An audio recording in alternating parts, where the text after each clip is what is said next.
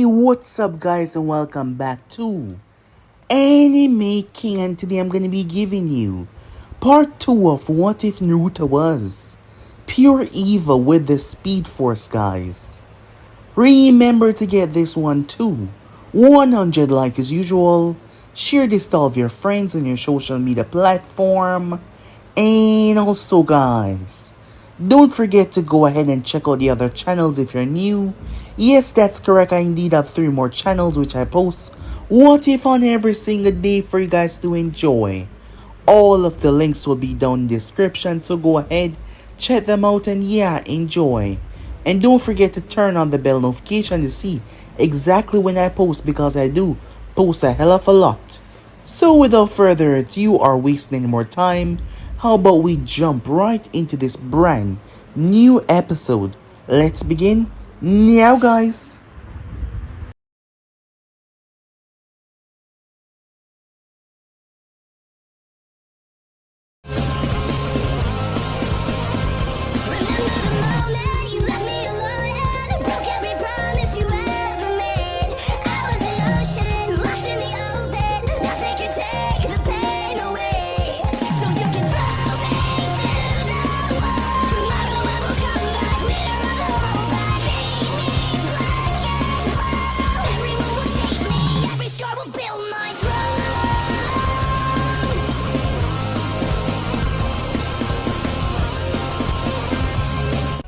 So, to do a bit of a recap from the last part that we left off, the young child known as Naruto Uzumaki was a 10-year-old boy who got himself wrapped up into something very psychotic.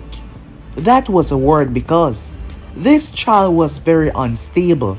From a young age, he enjoyed seeing people in pain and watching people get hurt. He wasn't a good person at all. And tonight was the night that he finally struck. He has been watching someone for some time now, a young lady, when he was able to capture her by knocking her out as he dragged her to the forest to live out his sick intentions. As stated before, he wasn't a good person. He dragged it out very painfully as he ended her life. It brought him this bliss that he just couldn't understand. Another reason to show why he was a psychopath. Certain things like that made him extremely happy, overwhelmingly so. However, in that very moment, something happened.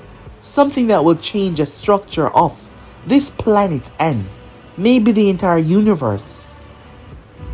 Something arrived. The negative speed force. An entity. A force of nature that has been searching for the perfect host. It has been watching, and now it had finally found him. It came as the same girl that he just took down. It spoke to him, offering him a gift, offering him to be its wielder, to grant it a foothold in the real world, with him as the wielder. Naruto did not hesitate to accept having this power would prove to be beyond beneficial. He woke up sometime later in his apartment, having no idea how he got there, but the memories were rather fresh. A group, Hiruzen and the Yonvus, had made their way because of the violent lightning storm of Naruto, becoming one with the speed force, granting amazing abilities. However, they were unable to find Naruto. Upon returning back, Hiruzen thought back, his mind focused on the young boy. Even he had saw the signs as well. He had Naruto admitted to Inoichi, as the way the boy spoke about life and the way he saw things showed that his mental capability was off. However, over the couple of years that passed, his mind seemed to have gotten on the right path. Hiruzen was unaware that Naruto knew everything, that he was testing him, so he played the good child, and Hiruzen was unaware of that. It was soon after Naruto discovered his amazing speed. Months passed as he started to learn how to control these abilities. However, it wasn't just his speed though. The speed granted him several powerful feats. Durability, the ability to replicate himself, The ability to move so fast that he became a blur, and even phase through objects, generate lightning around his hand. It was truly incredible. Naruto felt electrified. Every single waking moment was something that was so wonderful. Over the past couple of months, with his immense speed, Naruto used it rather well, as he was able to find a suitable place for his new lab. Yes, along with the speed came more benefits like knowledge, as Naruto could read a book in mere seconds, absorb knowledge, became one with it. It was like his mind was opened up to a completely different worldview, and it was truly and utterly amazing. And he was just getting started. No one knew about what was going on as Naruto made his rounds, inside and outside the village, doing whatever he pleased. However, all of his quirks had a thing to it, as Naruto created a suit that fit him rather well. It also projected this dangerous aura. It also had adamantine steel within the claws that retracted whenever he flexed his hand, allowing him to tear through someone with just a swipe of his hand. Moving to the most technologically advanced country, it was the land of snow. Dodo Kazahana had killed his own brother and forced his niece to run from the village. When Naruto arrived on his train, he believed that Naruto wasn't a threat, but that was his gravest mistake ever. Naruto demolished all of his friends before beating the living daylight out of him, as he told him that he was in charge now, something that Dodo had to, well, listen to otherwise. It would be it for him. Returning back to the village, Naruto purposely failed the test, as he had something in mind. Becoming a ninja would just take up time and take off some of his focus. However, Mizuki came to him. He decided to play along. It was easy to take the Forbidden Scroll. He allowed them to see him in the end, so they knew where he was going. Aruka tried to protect him, however, Naruto used Aruka as a shield, on purpose as he watched the man fall and die. Soon after he beat Mizuki, he beat him until nothing was left. He played everything perfectly as he went to Hiruzen, crying, saying that he didn't understand. The old man trying to make him know that he wasn't a monster. However, all of this was just Naruto being Naruto, showing how emotional and stunted damage he was. Mentally, he was just not right in the head. Because all of this brought him joy despite the suffering and death that he's caused so far. He was placed on Team 7 with Sakura Haruno and Sasuke Uchiha. Perhaps being a ninja wouldn't be so time-consuming after all. It could perhaps even be fun, he told himself. So yeah guys, basically as we left off, you guys can switch across the please check off yourself to see in this new episode. It was a massacre. Snow ninjas all over the place. Most of them having deep gash tore into their face or their chest area.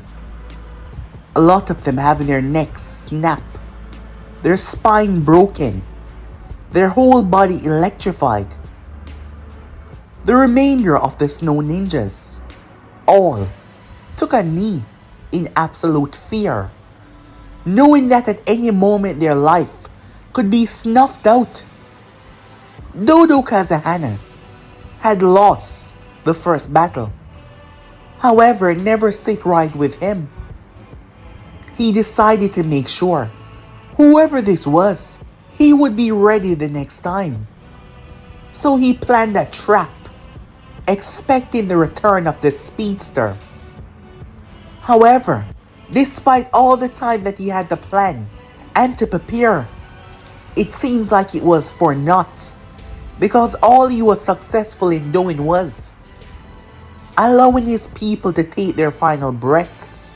His 3 top individuals, all of them now lie right at the foot of his throne. Their bodies electrified in the most brutal way possible.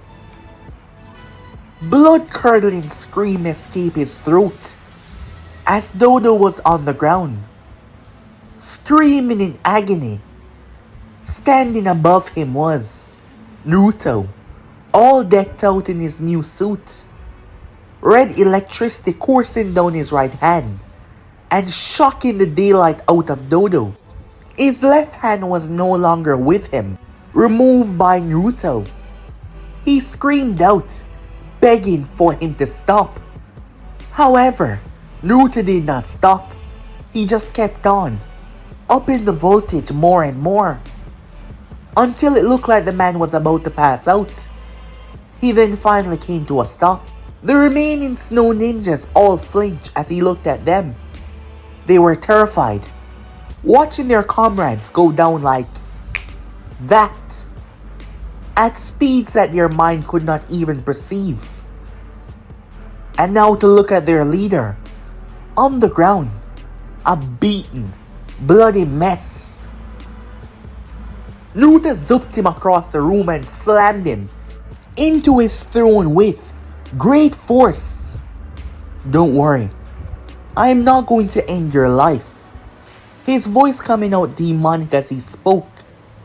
However, I want you to think next time before doing something as stupid as what you tried today. Because the next time you do something like this, my patience for you and your country will cease to exist, and I'll wipe it off the goddamn map. Are we clear? Dodo nodded his head. Answer me with your words, Naruto said. Yes, he said in pain. Good. As Naruto grabbed him and dragged him, he threw him down towards the ground, getting medical help immediately. And all of you, clean this place up, said Naruto, as he sat down in the throne. As he watched the snow ninjas having to shamefully remove their own comrades that he just slaughtered. However, there wasn't a damn thing that any of them could do about it. Knowing that their life was on the line, they simply did as they were told.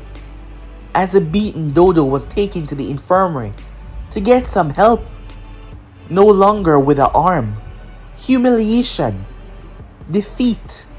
Naruto knew that something like this would happen. After all, he doubted that the man would succumb to him so easily. So he was actually expecting this. They put up a good trap, however. They were simply underestimating just how much things his speed could do, or just how fast he was. But now that this was settled, he doubted that the man would make a move against him ever again, and his action would send more fear into the scientific department hearts and mind, for them to work faster on what he desired. He had plans, very, very big plans. Time skip. The Hidden Leaf. Team 7 had a problem moving on. Unlike the other teams, their time was stagnant. Kakashi Hatake had tested them with the bell test, but that was not it. They had passed that test by showing that they could work together in the end. However, 2 months after that, there was a tragedy. Sakura Haruno lost her parents in a violent house explosion. A gas pipe burst, and no one knew of it. It seems her mother was on her way to prepare a meal, and upon lighting the stove, all went up in a violent blast. Sakura was not home. She was actually with one of her teammates, Naruto, as the both of them had started to become friends. The girl had been lost. Upon receiving the news, her parents gone just like that. She was hit hard. Luckily, her mother's sister, her aunt, came in to help her, to be there for her. Her aunt was residing within the Hidden Leaf, having her own family. The two sisters never really got along. There was some problem in the past, however. The woman put that aside. Her sister died. And her niece was all alone. It took some time for Sakura to even think about anything else other than her parents' death. However, through it all, one of her teammates, Naruto Uzumaki, was there for her as a good friend. He even dragged Sasuke along as well, to be there for her. Hiruzen felt it best that she didn't resume her position on Team 7, that they found a replacement. However, she needed this more than ever. Thinking about that accident over and over was going to drive her mad. A part of the girl, though, was broken. Losing her parents like that so suddenly. Her obsession that she once had with Sasuke, her fangirl tendencies, they were gone completely. Her outlook on life was completely different. However, through it all, her aunt and Naruto was there for her. She had no idea when they became such close friends. She never even knew him before they were placed on Team 7. But now, he was there for her completely, by her side helping her through her grief. He was an orphan. He never knew his parents. And Sasuke lost everyone. Even Sasuke put in his input. He understood her pain. It made her feel less alone, with the both of them there. Sakura started to actually take things serious, training, eating properly. As of now, she was staying with her aunt, who was more than happy to take care of her and help her through this time. Naruto was on the training ground, watching the girl as she attacked the training posts. There was a tiny smirk on his face. Of course he did it. She annoyed him, and that was the only reason. Her obsession when they spoke about their goals and dreams. All she spoke about was Sasuke, and that annoyed him. Naruto figured that she needs some tragedy in her life, some pain, some anguish. So, he killed her parents, making it look like the perfect accident. He thought it would completely break her, however. He decided to be there for her, encourage her. Another aspect that he found out about himself was he could tamper with people's mind. It was not exactly as lavish as it sounded, or as lavish as he wanted to be. It was his voice, the frequency, the vibration in his tone. Speaking at certain frequency, he could tamper with people's brain, hypnosis, even as they sleep. He encouraged her to continue on with her life as a ninja. The only reason why he did that was because it was fun. Seeing her pain, watching her warm up to him believing that he was sad for her when in truth, it brought him great joy. And now, all of them didn't have any parents. He thought about going after her aunt as well and killing her aunt and her husband. However, he found it rather strange that even after rule the accident, there were still some people investigating the explosion. Why would the Hokage make this so? Could the man be possibly catching on to what was going on? No, he doubted that. He covered his tracks rather well. He wasn't ready yet to become who he wanted to become. He still needed more time. So for now, he would play along. But he was still going to rob her of everything. However, it was more fun to make her believe that things were returning back to normal. That there was some happiness left. Until he ripped it all away. Even now he wanted to laugh. However, he kept himself composed and calm. He narrowed his gaze. Kakashi Hatake was looking at him, rather oddly, his one eye expressing so much emotion, as Naruto simply eye smiled at his sensei, who returned it with his own eye smile. Over towards the copy ninja, Kakashi had learned to trust his feelings and emotions over the years. He's been in many situations that his instincts and feelings got him out of. He found them to be rather reliable and always correct whenever it came to a life and death situation. Since the moment he took on Team 7, something has been wrong. Something was just out of place. Something was corrupted. In the bell test, Kakashi witnessed Naruto. Everything about the boy, it seemed staggered. It was like someone holding back tremendously. However, reading his file and looking about him, there was nothing special. Kakashi went in to investigate the Mizuki incident. He read the report, he read the death, and how it played out. Harrison was curious why he was speaking about that. He just wanted to know all the facts. By what Naruto said on the report, it sounded perfectly normal. However, the marks on Mizuki that they believe was friction of him hitting the trees or gashing across his side. However, Kakashi was an expert when it came to lightning. And these weren't gashes or cuts. They were burn marks, covered up to seem like they were gashes or cuts. Now that was odd. Where would Naruto happen to learn anything revolving around lightning nature at such a young age, when no other genins had even started on that area yet?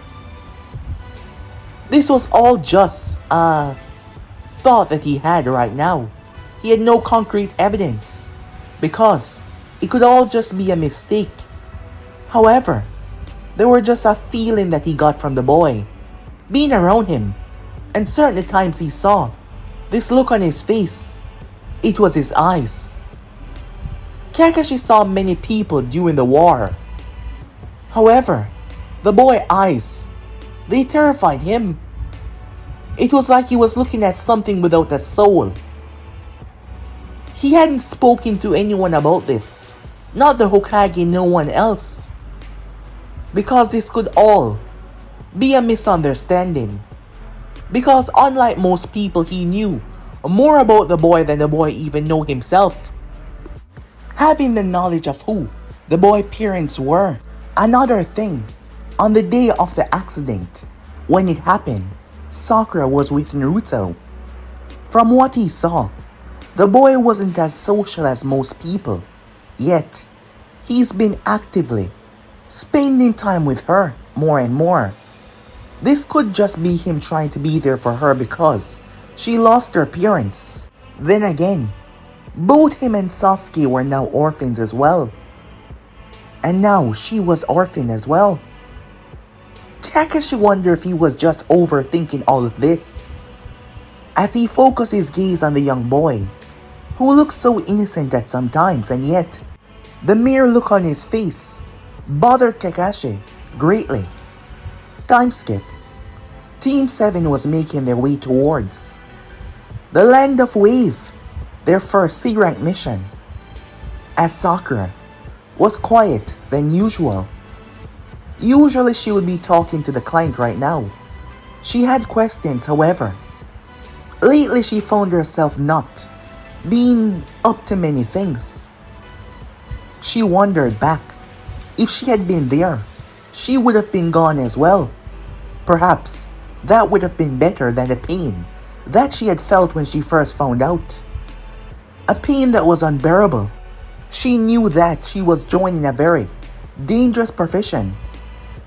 How her parents must be worried when she said that she wanted to be a kunoichi. The fact that she could die at any moment and they would lose her, their only child. And now, they were the ones that were gone. If it wasn't for Team 7 or her aunt being there, she wasn't sure if she could go on. As she gazed over towards one of her teammates, Naruto had been really nice and helpful through all of this. The fact that they never knew each other before showed the kind of person that he was, a really good person. Even Sasuke had been helpful as well, understanding the pain that she went through. He spoke about his family and everything that he lost. Granted, it wasn't much, it was still a sore topic, because the feeling of that pain never truly goes away. But she's learned that the pain that you feel is just something you have to deal with in life. It is never going to go away. It would simply diminish but never truly vanish. As they made their way, the client, looking rather nervous, as he kept his composure in check though, knowing that this mission was not what it seems. Kakashi figured that they were ready for something more advanced. It will also test their teamwork. As he stood behind the group, while they situated in a triangle formation, Naruto to the right, Sasuke to the left, and Sakura at the front. Kakashi was watching each and every one of them. As he noticed a puddle up ahead, neither Sakura or Sasuke noticed, however. He's been able to see keen signs of very small reactions, and he saw Naruto right index finger twitch. It was subtle, but it was a sign that the boy knew something was different and something was at play here. Once again, Kakashi realized that maybe, just maybe, the boy was hiding something from everyone, as he had to keep a very close eye on him. However, this would be beneficial in testing the group and also finding out who were they after. It wasn't long before Kakashi got ripped apart by the demon brothers, who jumped up from the water. Immediately, everyone spun around. Naruto, on the other hand, turned, and everything froze around him. He saw Kakashi switch place with a log as he turned his head towards the trees. Watching the man reappeared, using a substitution jutsu. He hunkered down, lowering his head to see what they had to offer, or to see how well they worked together. Naruto was standing still, yet everything around him was extremely slow. He watched as the demon brothers ran, as he allowed time to revert back to its normal flow. Sasuke stepped forward and threw a kunai and shuriken, pinning their chain together before he kicked them apart. They broke. One came after him, as he pulled his arm back and swung. Easily though, Naruto evaded. As their eyes met, immediately, Miyaizu jumped away. Miyaizu stood there, holding on to his chest. His body had moved on its own, leaping away the moment he looked into those eyes, because all Miyaizu saw was a reflection of his own death, of himself being skewered like an animal. How was a child this young able to produce such a bloodlusting feeling that it warped the sense of reality around him to make him witness that vision? Who the hell was this kid, Miyaizu thought, to the point that his body sensed so much danger that it moved on its own. Whoever this brat was, he was terrifying. As Naruto slipped into a stance, kunai in hand, Sakura had jumped in front of the client, her weapon out ready to protect him as Sasuke was facing off against the other demon brother. "What's wrong?" "Scared?" said Naruto. Whipping out a kunai, Miyaizu threw it towards Naruto. Naruto deflected it and launched his own kunai back towards him. Miyaizu tilted his head as the thing slashed across his face. It moved a lot faster than it should. He gripped onto his own hand, stopping himself as he ran forward. He couldn't allow to let fear get in his way, he told himself. Yet, The more he ran, the more it seems like he was getting nowhere. And the point was Naruto had yet to even move, as he just stood there as Miyaizo ran towards him. Kakashi was watching very carefully, holding at the last moment, wanting to see what Naruto would do. However, he needed to intervene, seeing the other demon brother hacked at Sasuke, who was evading, but still, he couldn't afford to let anything happen to any of them, as Naruto had yet to move. Kakashi wondered if he was simply misunderstanding things, if the child was not special, if all of this was in his mind. Miyaizo raised his gauntlet arm, poison coursing through the blade, about to slash at Naruto. Kakashi arrived at the right moment, slamming his hand into the demon brother's throat.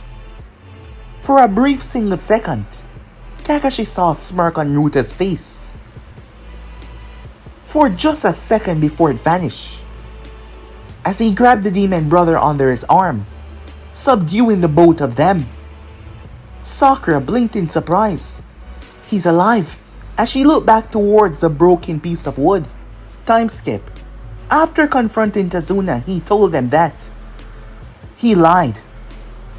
However, the group decided to still continue on this mission, Sasuke wanting to test himself.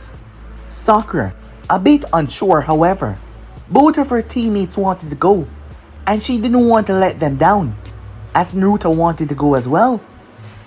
Kakashi agreed to go, not before sending word back to the village though.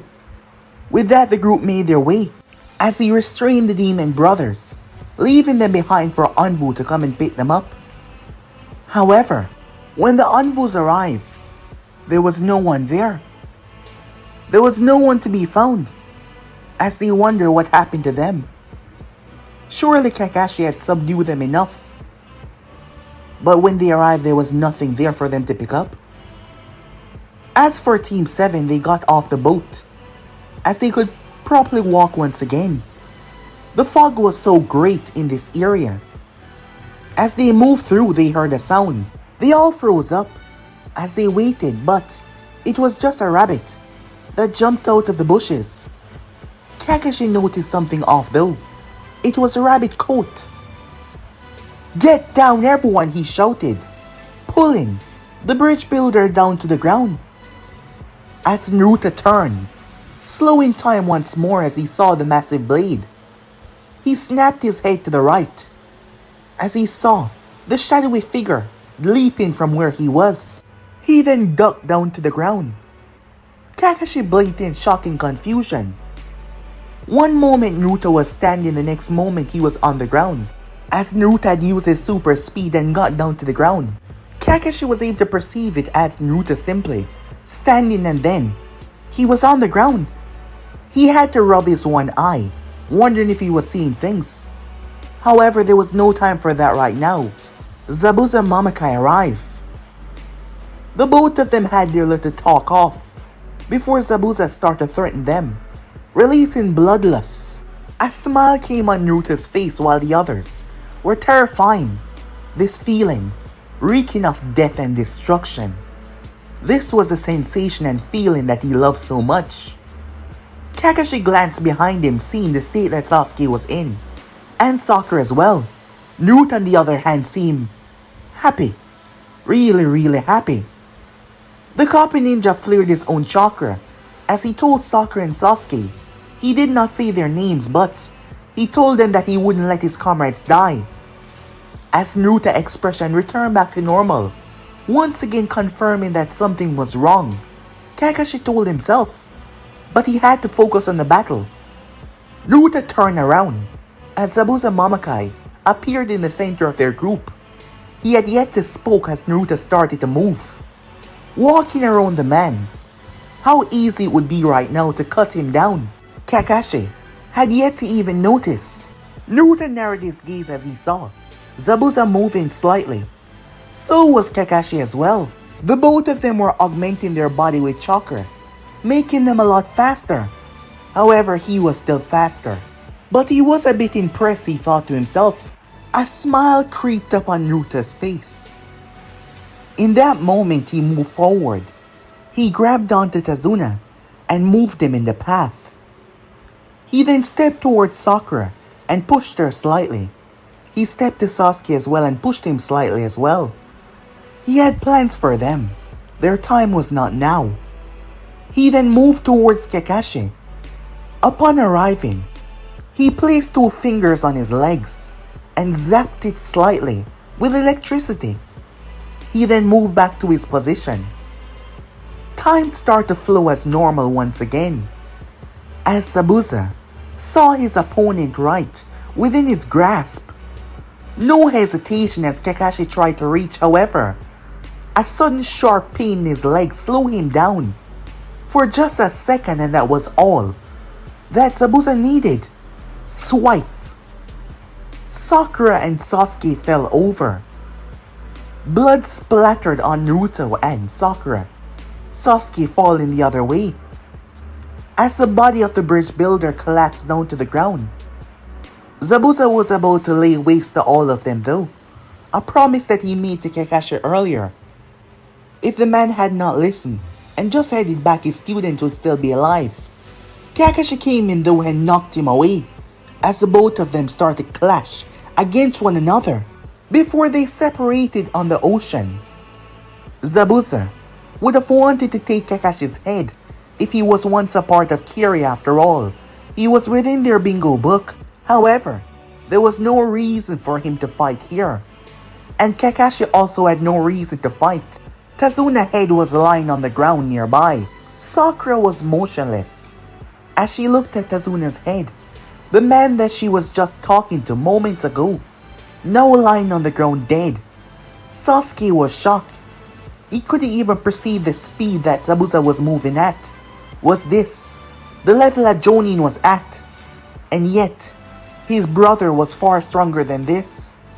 He started to doubt himself in that moment. Would he ever be strong enough to face him? Could he ever be strong enough? Zabuza gave the signal to someone as a person descended within the group. Kakashi snapped his gaze around thinking that they were going to be cut down. However, they simply grabbed the bridge builder's head. Before they jumped off, Kakashi turned as Zabuza was already jumping away, as there was no reason for them to fight. He had a job to complete, and Kakashi had no reason to be here. He failed his mission. There was no bringing the man back alive after all.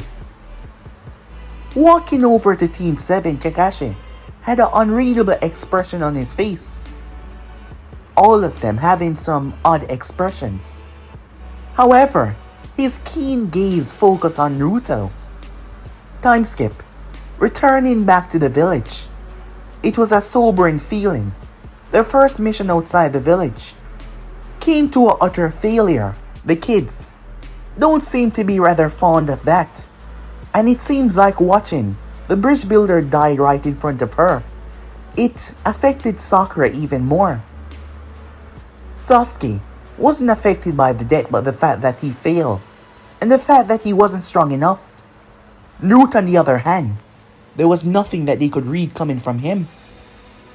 Now that the both of them were alone in the office though, what else do you wish to speak to me about? Hiruzen asked, looking towards Kakashi. It's about Naruto, he said. What about him? Hiruzen said. Do you believe the death affected him more than he seems? No, it's not that. I've been monitoring him for some time now. Hiruzen narrowed his eyes. The way Kakashi said it led him to believe that it wasn't a normal observation. There are certain coincidences and certain actions that have been happening that have brought my suspicion to reason. Kakashi started to tell Hiruzen everything revolving around the circumstances. However, the last one was a more groundbreaking point. The Sharingan was able to perceive things much faster than the average eye, and able to perceive things faster than the human body. Kakashi was certain that Tazuna was not standing near Zabuza. Blade trajectory, but his eye saw it. Tazuna vanished and then reappeared, and Naruto had vanished doing that as well. His eye could not see the foot movement or the way or the path he was going, but He saw one moment Naruto wasn't there, and the next. Speaking of that, the mark on his leg, it was exactly the same that happened to Mizuki. The burn mark, he was zapped by something out of nowhere. What are you trying to say? Hiruzen said, not wanting to bring this to his thoughts. I don't know how, but I believe that Naruto is hiding something, and his actions are nothing that is good. Kakashi said, looking towards Hiruzen. It made Hiruzen have this look on his face, making Kakashi believe that he also suspected something. You had the same thought. No, it's not that. When Naruto was in the orphanage, he wasn't as he is right now. I've overlooked it because I believe it had all been corrected. Perhaps I was wrong. Time skip. Failing their first mission, not to mention watching the bridge builder die in front of them. Hiruzen and Sarutobi believed that it was best that all of them had some psychiatric help. Sakura had been to the man on multiple occasions after her parents' death to clear her if she was ready to go back out in the field. And the girl had grasped on a stable mind, but now the death had affected her, but she was opening up about it. A lot better than what she did when it regarded her parents. Sasuke seemed to be hurting in different ways. Kazuna's death didn't affect him as much. However, the stress of never being able to get his revenge. He didn't say these in these exact words, however, Inoichi was a master of the mind.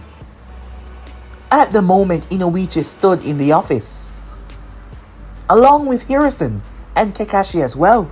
There was also another person there as well. It was Kurenai UI. Kurenai was here for the exact reason.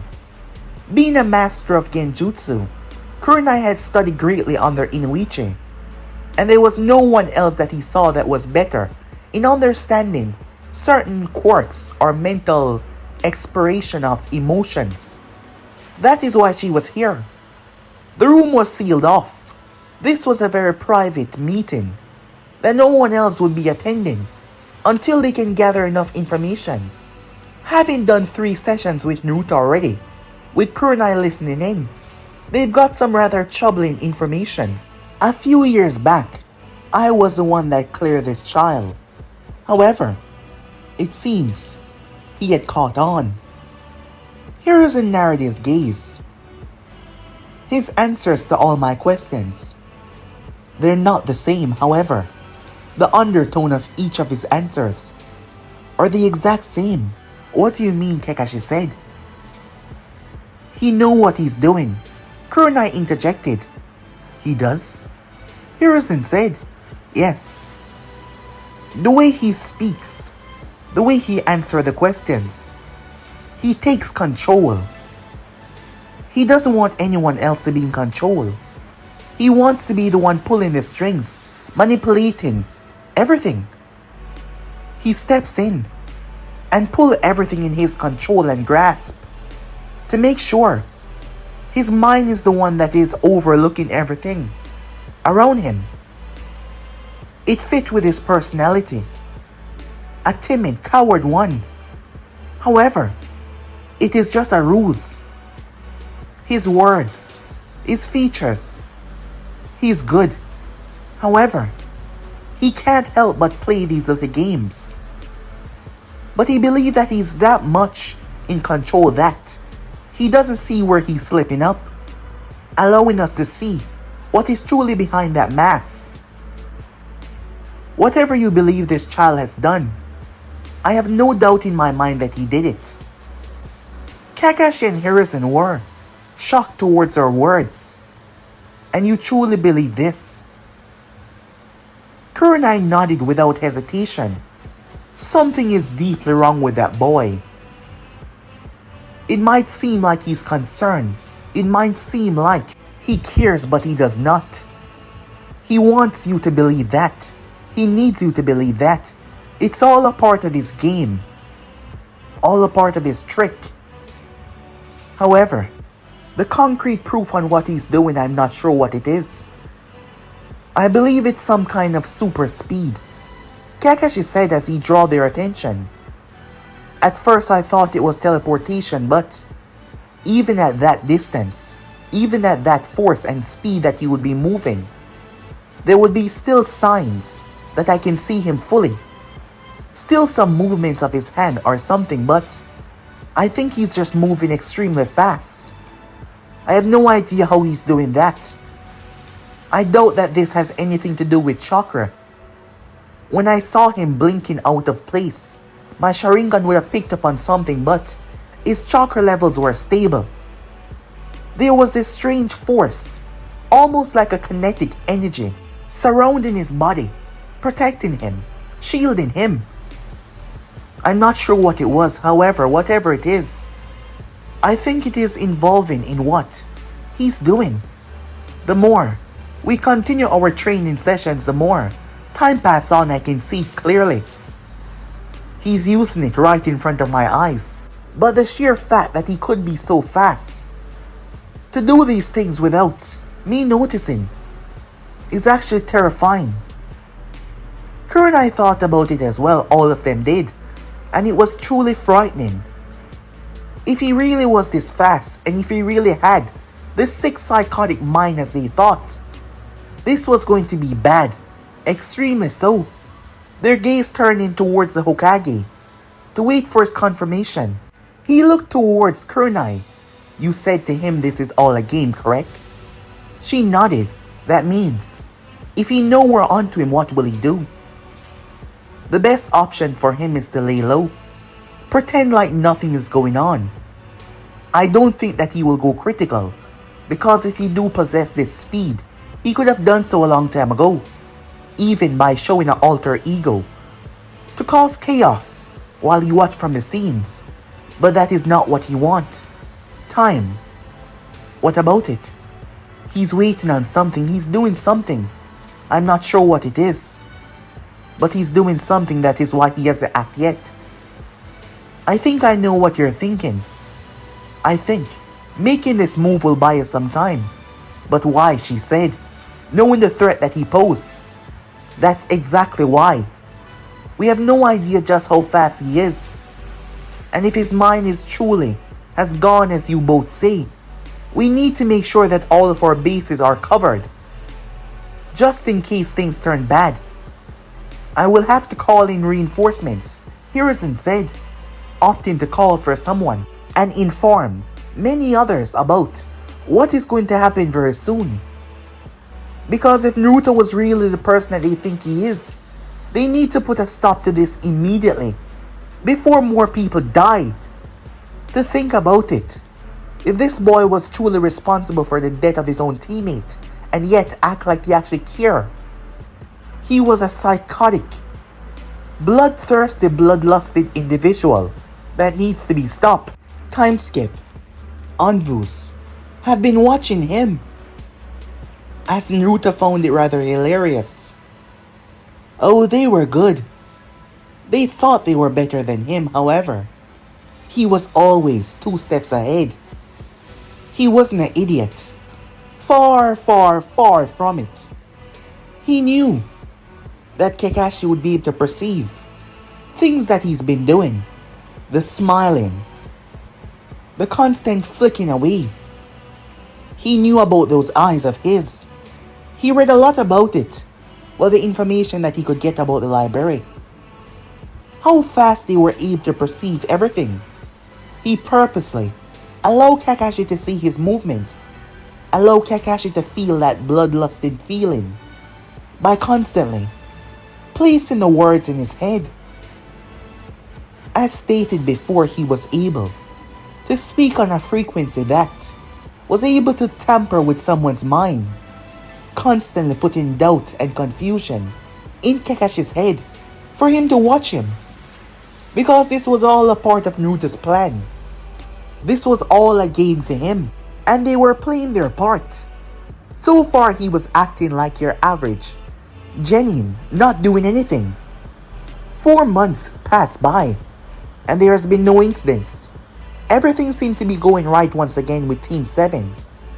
Well, not everything inside, but Gato, the shipping magnate, had gotten a visit not so long ago. Flashback. Gato was delighted to hear the news. Unfortunately, though, he would have to pay Zabuza as he got their money round up. However, upon arriving back towards the hideout, Gato stepped back in shock as he saw two heads resting on top of the table and two on the floor. The two on the floor belonged to the demon brothers, while the two on the table belonged to Zabuza and his apprentice Haku. Immediately, his guards draw their weapons. Suddenly, someone appeared, phasing into reality in front of him, cackling with red lightning, all decked out in his suit. Gato, the famous shipping magnate. I've been looking forward to meeting you. Gato was terrified by this abomination, this demon in front of him. His demonic voice scared the hell out of Gato. Blades were raised and immediately, the two guards were unconscious on the ground. I wouldn't want to kill your other help, Naruto said, resting a finger on Gato's neck. One single move, and I can snuff your life out. Gato was shaking. Don't kill me. I'll give you whatever you want. I'll pay you, he said. Any amount you need. Well, that's good and all, but I'm looking for something a bit more long-lasting. A partnership, if you would. Naruto had his ways of conducting business. While he dealt with the land of snow differently, he would be dealing with Gato differently as well. You do, said Gato. Yes. You see, I need capital, and a lot of it. And you need for your business to expand. So, you scratch my back and I'll scratch yours. Naruto said with a smile. Over the next couple of days, every single one of Gato's opponents, all of his financial opponents, died. Countless other business that dealt with dangerous underground stuff were wiped away. Hundreds, thousands of thugs were removed from the face of the planet, elevating Gato to another levels. His wealth, his business, everything had grown so exponentially. And he could give thanks to only one person. His name was the Phantom. That name has been wreaking havoc for days now in the underground structure of the world. And Gato was making good on his promise. There was no one in the entire world that scared Gato more than the person that can snuff his life out before he could even blink. But so far he's been doing as he was told, and he's been getting stinking rich. He's been allocating some of his funds for the Phantom though. However, it's been paying off rather well for him, so he had absolutely no complaints. And he wouldn't dare make a move against the Phantom, knowing that his life would be on the line. As for the land of snow, funds were coming into the country. Even more. Dodo had no choice, no opposition. The man had merely been reduced to a puppet, afraid for his own sake in life, knowing that he could be snuffed out at any moment now.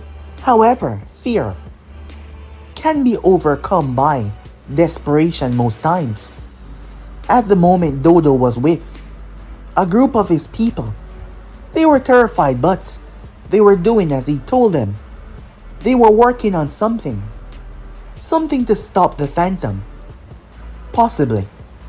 If this did not work, they will all die. But he would do what he was told on the surface while they work on this weapon. At the village Hidden Leaf, everything was going as normal as it seems.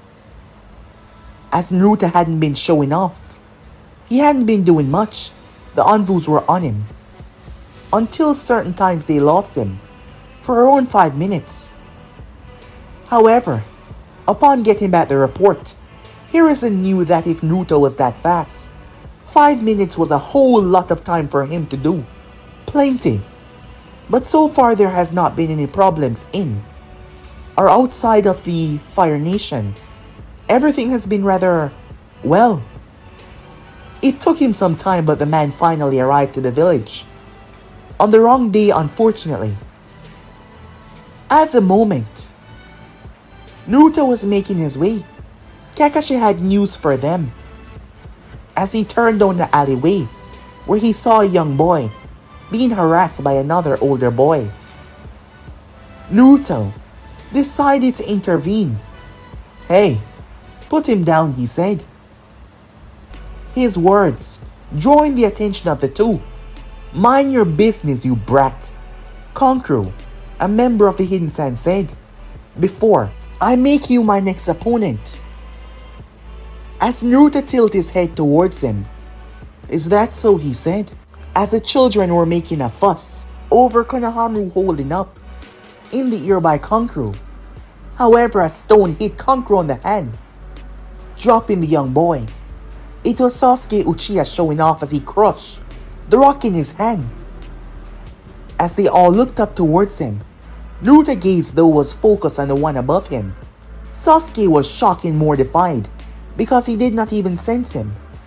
Gaara wasted no time as he descended and stepped towards Naruto. Both Temari and Kankuro looking rather surprised.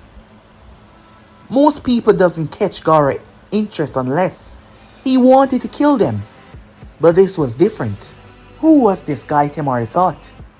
As she checked him over, he was wearing a strange ring on his hand. A black and red ring. Naruto stood there calmly as Gaara looked at him. "Who are you?" he said. Naruto Uzumaki. "Who are you?" he asked. "I'm Gaara of the Sand. Will you be in the upcoming Chunin exams?" "Why?" said Naruto. "It's your eyes," Gaara said. "They're just like mine. It seems like we were destined to meet." "Is that so?" Naruto asked, looking at him as Sasuke jumped down, breaking the little stare-off that they had. As Gaara was captivated by those eyes though. They made him angry yet so interested. It was someone that he had to exterminate. At the same time, it was someone that he wanted to understand. For now though they left, Team 7 was told by Kakashi that they would be joining the exams. Before the day, Naruto was being watched. A white-haired man studying and watching him from afar after returning back to the village. It was none other than Jiraiya of the Sannin. They allowed Naruto to participate in the exams. There was cameras in the forest after all. There was a lot of debacle, with Sasuke losing to Rock Lee. Well, it wasn't a real dragged-out fight. The first test was just to see if they had the guts to stay in. With that, they made their way towards the Forest of Death. "So what should we do?" Sakura said. "I think we should head towards the tower. There will be plenty of teams trying to head in. We'll simply take them on and take their scroll," Sasuke said. "Sounds like a good idea to me," said Naruto. They agreed as they made their way off. However, Naruto paused. He had to go and take a leak. A code message was given between them, and they arrived back on the scene. Naruto gave the message when he returned. They did not think anything of it because Naruto wasn't an idiot, and the message was something that all of them would understood. However, "That's not me!" the real Naruto shouted as he finally caught up with them. The imposter attacked, but they jumped away.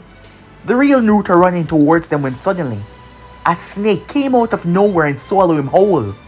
Sakura's eyes went wide. "Naruto!" she screamed as all hell broke loose. The grass Kunoichi, who was disguising herself as Naruto, stepped in, and a battle took place between them.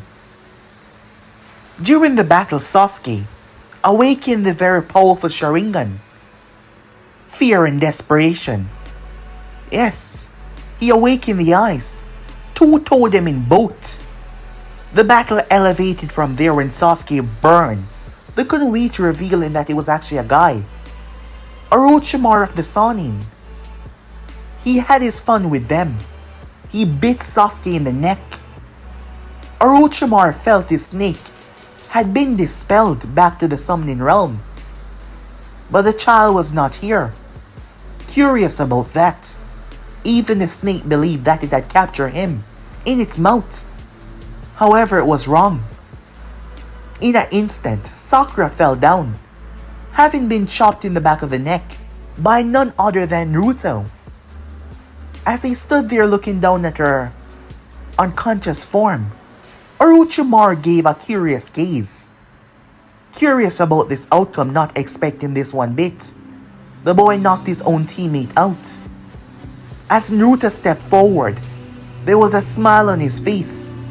I must say, I never expected to see you here.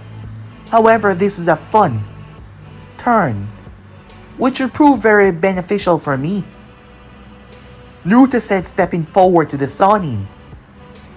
The Sannin was curious about the boy's actions, knowing who he was and what he contained. However, what he was not expecting was to feel pain. Orochimaru looked down where his left hand once was, and there was nothing there. Standing a distance away from him was Naruto, holding the hand and a kunai in his hand. The Sannin hand regenerated quickly. However, the look on his face was priceless. I had to see for myself just how much you've augmented your own physical form. How did you do that? Orochimaru said. It was out of character for him to act this way. However, he was caught so off guard. All the cameras around nearby have been disabled by you to keep your identity here a secret. I'm sure you don't want everyone knowing that you're here. However, I don't want that either. Because you see, Naruto said, throwing the arm to the side, I have a proposition for you. One that I don't think you're gonna pass up. And as you can see, I was able to remove your arm rather easily. Think of what I can do if I really tried. Let me show you an example. Naruto smiled as Orochimaru slammed his hand down into the ground, causing the entire place to shake. Believing that the boy had used speed to overcome his movements. Speed or teleportation, it was one of them. The Sannin had released snakes around his form to make sure that the boy would be stopped if it was teleportation. The ground cracked and exploded upwards. Naruto tripped over his own feet and slammed into a tree. Orochimaru lashed out towards him with a volley of snakes. However, in the blink of an eye, Naruto dissected them with his kunai, jumping back to his feet. You're good. A quick thinker as well. So far, no one has been able to stop me like that. However, I'll give you that. You are a Sannin, but now that you can see what you're up against, why don't we have a talk instead? And what would you like to talk to me about? Orochimaru said. Oh, I don't know. How about the utter destruction of Konoha? Naruto said with a bloodlusted smile. As he looked at the Sannin, his mind was working as we speak. After all, Naruto was a psychopath who cared for nothing and no one. So Orochimaru would not be the first, and he would not be the last. He was just another stepping stone in his path of becoming a god. The god of this world and beyond. But guys, be in subscribe right here. If you want to see next part, and do like, subscribe, comment down below. Turn on that bell notification, stay posted. But I'm out for now. See you guys soon. Peace.